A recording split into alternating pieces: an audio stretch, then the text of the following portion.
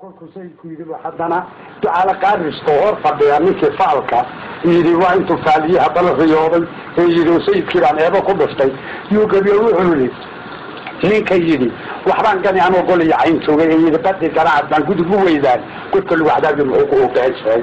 ninka gaala aynaba intuu gomashado qaatay gubniyaalka booska ninkan gabanka siiday sidii boollegeysale ninka gobolba meel aadsi ingiriiska goolkaa ninka gudigu goobloogay guutooyinku waxay ninka gowrac ugu jiiday gilligaamadu sida ninka goobta kaga qaad garmaamiya sagaalada ninka gelin baday waay nin kastoo iskaafada ninka gooye muruqiis geesaaska cadameed ninka kaga galeeyay gidigeed nasaarada ninka goomanta u qoys gudoonkii dagaalkii ninka guusha kala laab kayigaba ninka galangalshay ee guuye uga dhaaftay garbidu ku tiirsado ninka lagu gurguuray nigaasahan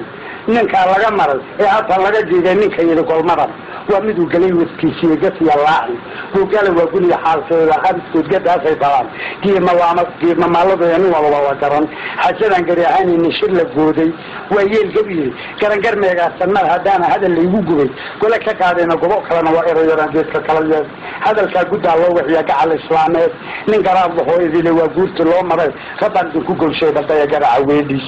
ninka soo dilgilay hootadu koru garaadaas kamuyeenta aan tirin ninka samada gaarsi rega ay ku gaarday intuu guudka kaga keen geeliisa maanta oo gamasto yuusas maanta garmaamaha sanguul daba gableynay galbigeeda maanta muxuu geeyay waroor kiiriyaala waa tuu ka tagay gudaha heshiisii hadduu geesi yahay maalinta gabi ma jecel galacyada markaa ruga muxuu goojada u tahay sidii koo saweeray markaan geesta kala raacay maanta sodii kaga galbaday digidan buu muxuu naradan geeyay ka badan xarka ugu gaas kortay muxuu ilaahay gudub yahay loo karkay muxuu qabsaday gaarsiyo loo gacmo warashadiisa muxuu galamina afarta ninkii la gabiyo garabka Muusa ma ku gubay dad goomaari waa galabtiisii gardaraysi buu faray ku xushan mawreel kalama hortooda dhacan galaha tuufaan hadan gacan ku siiday laha waa dibna uu bal muxuu la gooraamaya gabar waa saas warda ala qaar sarkiisa xumaay galbeediga ana si hilibna ayda u geystay ugu raro oo gaarka dhaafiyo sidaas uu kaasay ku